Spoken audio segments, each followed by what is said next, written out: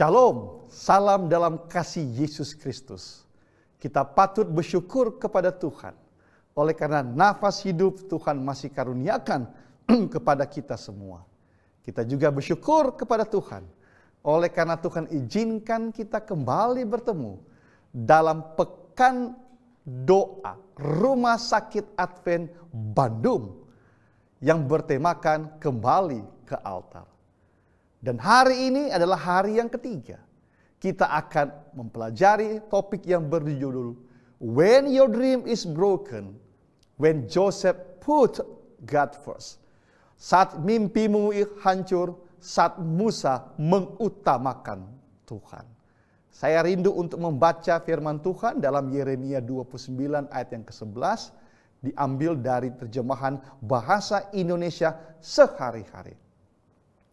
Bukankah aku sendiri tahu rencana-rencanaku bagi kamu?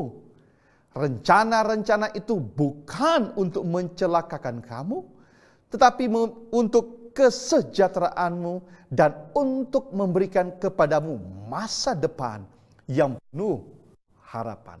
Mari kita berdoa bersama-sama. Terima kasih Tuhan Yesus, Engkau sungguh baik di dalam kehidupan kami. Begitu banyak kebaikan Tuhan, khususnya nafas hidup Tuhan masih karuniakan pada kami. Izinkan kami Tuhan mempelajari firman-Mu. Kiranya Roh Kudus menuntun kami, sehingga kami boleh mengerti kehendak Tuhan di dalam kehidupan kami. Di dalam nama Yesus Juru Selamat kami. Amin. Dia diperlakukan tidak adil oleh saudara-saudaranya. Dia dijual sebagai budak di negeri asing. Bahkan dia dituduh melakukan percobaan pemerkosaan yang mengakibatkan dia di penjara. Remember, God will never allow something that He is not going to use for your good. Tuhan tidak akan pernah mengizinkan sesuatu yang Dia tidak akan gunakan untuk kebaikan Anda dan saya. Yusuf di dalam Kejadian 37 ayat 7 dan 9 bermimpi. Tampak kita sedang di ladang mengikat berkas-berkas gandum. Lalu bangkitlah berkasku dan tegak berdiri. Kemudian datanglah berkas-berkas kamu sekalian mengelilingi dan sujud menyembah kepada berkasku. Aku bermimpi pula tampak matahari, bulan, dan 11 bintang sujud menyembah kepadaku. Yusuf memiliki sweet and great dream. Mimpi yang indah dan mimpi yang luar biasa. Dalam mimpi ini Tuhan mengungkapkan masa depan kepada Yusuf. Dalam mimpi ini Tuhan menunjukkan kepada Yusuf suatu hari nanti semua sumber daya dan semua penguasa dunia akan bersujud di kaki Yusuf. Yusuf kelak akan menjadi great man, orang yang luar biasa. Namun mimpi Yusuf untuk menjadi great man, orang yang luar biasa, tidak seindah dan semudah. Dia diperlakukan tidak adil oleh saudara-saudaranya. Dia dijual sebagai budak di negara asing. Dituduh melakukan percobaan pemerkosaan yang mengakibatkan Yusuf di penjara. Singkat ceritanya adalah mimpi yang dialami oleh Yusuf membuat hidupnya berapi-api, membuat hidupnya sangat bersemangat, karena sekali kelak nanti ia akan menjadi seorang yang luar biasa. Ingatlah, sesuatu yang engkau anggap itu suatu kesulitan, kesalahan atau musibah bukanlah musuh yang harus dilawan. Kadang-kala kita berpikir, kenapa Tuhan izinkan ada kesulitan? Kenapa Tuhan izinkan ada kesalahan atau musibah? Dan kita akan katakan, ini musuh. Ini masalah yang harus kita lawan. Tapi tahukah Anda itu adalah alat peraga Tuhan yang akan menuntun engkau kepada kesuksesan. Itu yang akan dialami oleh Yusuf. Mimpi yang hancur, tetapi itu adalah alat peraga Tuhan yang akan menuntun Yusuf kelak menjadi orang yang sukses. Mari kita belajar satu demi satu. Yusuf, dia diperlakukan tidak adil oleh saudara-saudaranya. Penulis Kristen bernama Ellen G. White dalam bukunya Para Nabi dan Bapa mencatat, Yusuf diutus oleh ayahnya untuk melihat saudara-saudaranya yang lagi menggembalakan kambing domba. Oleh karena belum ada kabar, maka sebagai orang tua, Yusuf diutus oleh ayahnya untuk melihat keadaan kakak-kakaknya. Ia berjalan lebih dari 50 mil. Jadi kalau 50 mil, 1 mil 1,6 kilo. Itu berarti kurang lebih dia sudah berjalan 80 mil. Dia berjalan dari tempatnya ke Sikem, kurang lebih 80 km. Setelah itu dia sampai ke sana, dia tidak melihat di mana kakak-kakaknya. Ia bertemu dengan seseorang dan orang itu berkata bahwa keluargamu, sanak saudaramu sudah pergi ke Dotan. Dan dia berjalan kembali 15 mil.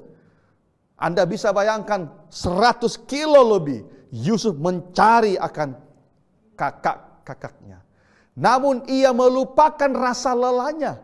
Karena ia tahu ia lagi menjalankan tugas untuk mencari tahu akan keadaan kakak-kakaknya. Karena dengan demikian pekerjaan dia akan meringankan kekhawatiran bapaknya. Yusuf datang mendekati, tidak merasa curiga akan adanya bahaya dan merasa gembira.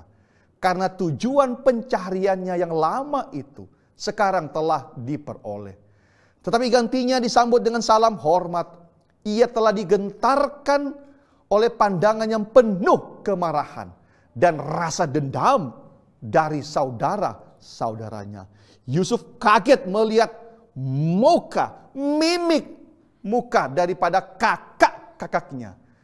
Gantinya kakak-kakaknya bahagia bertemu dengan Yusuf, namun muka mereka penuh dengan kemarahan. Dan kakak-kakaknya melakukan hal yang sangat menyakiti Yusuf. Ia ditangkap dan jubahnya ditanggalkan daripadanya. Cemoohan serta ancaman menyatakan adanya suatu maksud yang membawa maut.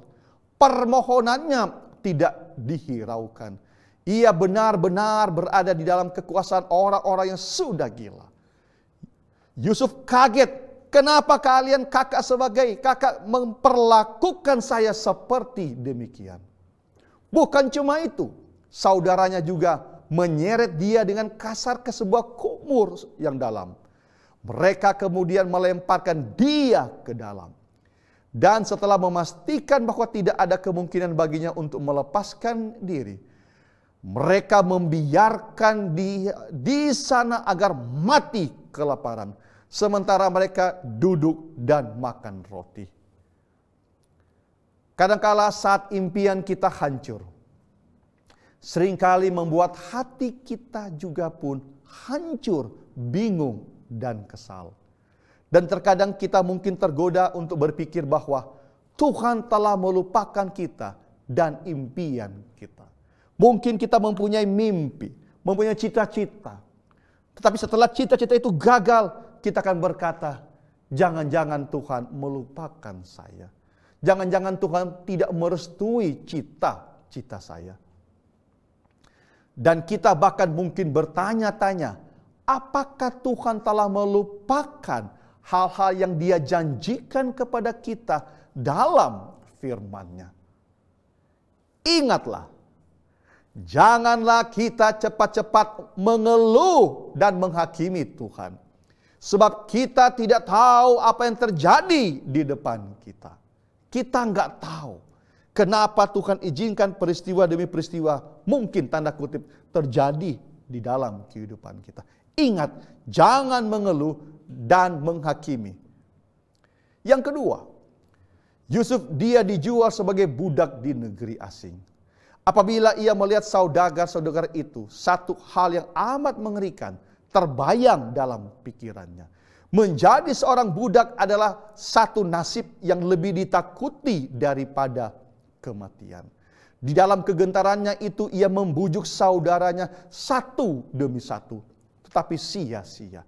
Yusuf berkata, Ruben, Simon, tolong jangan jual saya sebagai seorang budak. Namun permohonan Yusuf itu tidak dihiraukan oleh kakak-kakaknya. Tentunya ketika saudara laki-lakinya merobek mantelnya, melemparkannya ke dalam lubang, mengabaikan permintaannya dan menjualnya sebagai budak, Yusuf pasti merasa semua mimpinya telah hancur berkeping-keping. Bagaimana mungkin saya akan menjadi orang yang hebat kalau saya bekerja sebagai seorang budak? Budak tidak memiliki hak. Budak hanya memiliki kewajiban yang harus dilakukan sesuai dengan perintah tuannya. Ellen G. White, penulis Kristen dalam bukunya Alpha and Omega atau Para Nabi dan Bapa, berkata, dalam hati yang gentar, ia memandang ke hari yang di depannya. Betapa besar perubahan keadaan yang terjadi dalam hidupnya. Dari seorang anak yang dikasihi, menjadi seorang budak hina dan tidak berdaya. Terpencil tanpa sahabat. Apakah yang akan menjadi nasibnya di negeri asing yang sedang dituju itu? Untuk satu waktu tertentu, Yusuf menyerah kepada perasaan sedih dan gentar. Ingat, Tuhan tidak pernah mengizinkan sesuatu yang Dia tidak akan gunakan untuk kebaikan Anda dan saya. Tetapi dalam pimpinan Allah, pengalaman seperti ini sekalipun akan menjadi berkat baginya. Yusuf tidak tahu apakah itu musibah atau tidak. Yang Yusuf tahu bahwa mimpinya hancur. Tetapi pengalaman yang dialami Yusuf saat itu belum ia rasakan. Tetapi akan menjadi berkat di masa yang akan datang. Kenapa? Karena Yusuf sudah terbiasa dengan pengawasan bapaknya yang lemah lembut itu. Ia merasa bahwa ia belum siap mengatasi kesulitan yang ada di depannya. Tuhan izinkan Yusuf mengalami dulu kesulitan karena tanda kutip ia menjadi anak yang manja, yang kita kenal dengan comfort zone, zona yang nyaman bagi seorang anak. Pengalaman satu hari telah menjadi titik balik kehidupan Yusuf. Malapetaka yang hebat telah mengubah hidupnya. Dari seorang anak yang manja menjadi seorang dewasa yang matang berpikir dan berani untuk menguasai diri. Yang ketiga, dia dituduh melakukan percobaan pemerkosaan di penjara. Yusuf telah menderita oleh karena kejujurannya, karena si penggoda itu membalas dendam, menuduh dia melakukan satu kejahatan yang keji yang mengakibatkan Yusuf di penjara. Alkitab mencatat dalam Mazmur 105 ayat 18 dan tulisan Ellen White berkata, mula-mula Yusuf diperlakukan dengan kejam sekali oleh penjaga penjara itu. Pemazmur berkata, mereka menghimpit kakinya dengan belenggu, lehernya masuk ke dalam besi. Betapa menyakitkan penderitaan yang dialami oleh Yusuf. Dan yang terakhir adalah Yusuf dilupakan oleh juru minum rekannya di penjara. Kejadian 40 ayat yang ke-14 berkata, Yusuf berkata kepada juru minuman itu, ingatlah kepadaku apabila keadaanmu telah baik nanti. Tunjukkanlah terima kasihmu kepadaku dengan menceritakan hal ihwal kepada Firaun, dan tolonglah keluarkan aku dari rumah ini. Namun ternyata juru minum itu tidak mengingat akan kebaikan dan pertolongan dari Yusuf. Yusuf tinggal di penjara selama 2 tahun berikutnya. Harapan yang timbul dalam hatinya berangsur-angsur pudar kembali. Dan sebagai tambahan kepada kesulitan yang lain, ia merasakan pahitnya sikap yang tidak tahu berterima kasih itu. Saudara-saudari yang saya cintai, inilah realita kehidupan. Seringkali kebaikan kita disalahgunakan orang lain. Orang cepat-cepat melupakan kebaikan kita ketika kita dilanda kesusahan. Bahkan yang lebih menyakitkan lagi, saat kita susah, orang yang kita tolong ternyata menjelekkan kita. Ingatlah, sesuatu yang engkau anggap itu suatu kesulitan, kesalahan atau musibah, bukanlah musuh yang harus dilawan. Tapi adalah itu peralat peraga Tuhan yang akan menuntun engkau kepada kesuksesan. Apa buktinya? Alkitab mencatat Yusuf kelak akan menjadi orang yang hebat. Pena inspirasi Ellen White berkata, ingatlah di balik kesulitan selalu ada berkat. Allah sedang menyediakan dia di dalam sekolah penderitaan agar ia bisa menjadi lebih berguna lagi. Dan ia tidak menolak disiplin yang dibutuhkan itu.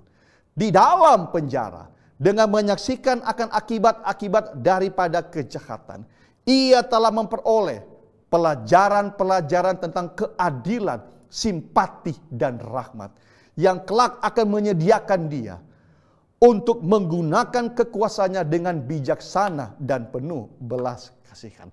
Tuhan izinkan Yusuf mengalami penderitaan, menghancurkan mimpinya. Dari anak yang manja, dibuang, dijual, bahkan masuk ke dalam penjara. Tapi itu adalah cara Tuhan. Sehingga Yusuf akan menjadi orang yang bijaksana. Orang yang penuh belas kasihan. Karena bagaimana mungkin Yusuf akan menjadi orang yang hebat kalau ia tidak merasakan kesulitan itu. Bagaimana mungkin Yusuf akan menjadi orang luar biasa kalau ia tidak memiliki keadilan, simpati, dan rahmat. Tuhan menyediakan Yusuf melalui kesulitan. Dan ingat, Tuhan juga izinkan kita mengalami kesulitan-kesulitan. Karena ia mau membentuk kita menjadi orang yang luar biasa yang akan dipakai oleh Tuhan. Anda lihat Alkitab mencatat dalam Kejadian 50 ayat yang ke-20. Memang kamu telah mereka-rekakan yang jahat terhadap aku. Tetapi Allah telah mereka-rekakannya untuk kebaikan. Dengan maksud melakukan seperti yang terjadi sekarang ini. Yakni memelihara hidup suatu bangsa yang besar. Ternyata musibah, masalah, kesulitan yang dialami oleh Yusuf. Mungkin bagi orang dan mungkin juga bagi Yusuf itu adalah musibah. Itu adalah masalah yang besar. Tapi ingat, di mata Tuhan itu adalah alat yang menuntun kepada kebaikan. Itu adalah alat Tuhan untuk menuntun Yusuf dan Anda dan saya untuk menjadi pribadi yang diberkati, pribadi yang dipakai oleh Tuhan. Tidak heran di saat mimpimu hancur, di saat itulah waktunya engkau mengandalkan Tuhan. Bukankah ayat inti yang tadi kita telah baca? Bukankah aku sendiri tahu rencana-rencanaku bagi kamu? Rencana itu bukanlah mencelakakan kamu, tetapi untuk kesejahteraanmu dan untuk memberikan kepadamu masa depan yang penuh harapan. Saat ini mungkin mimpimu hancur. Ingat, belum tentu itu hancur. Dan inilah waktu yang tepat kalau kita memiliki kesulitan. Inilah waktu yang tepat kita cari Tuhan, kembali kepada Tuhan. Dan kita harus percaya bahwa tidak ada peristiwa yang terjadi yang melanda hidup kita kalau bukan untuk kebaikan kita. Tuhan memberkati kita semua. Mari kita tunduk kepala dan berdoa. Terima kasih Tuhan, oleh karena begitu banyak kebaikan Tuhan di dalam kehidupan kami. Walaupun kami tidak mengerti Tuhan, bila mana kami memiliki kesulitan ataupun masalah yang terjadi dalam hidup kami. Tapi kami yakin Tuhan sementara dan tetap bekerja di dalam kehidupan kami. Tolong kami Tuhan, untuk menjadi pribadi yang selalu mengandalkan Tuhan di dalam kehidupan kami. Mengampuni akan dosa kami. Di dalam nama Yesus Juru Selamat kami. Amin.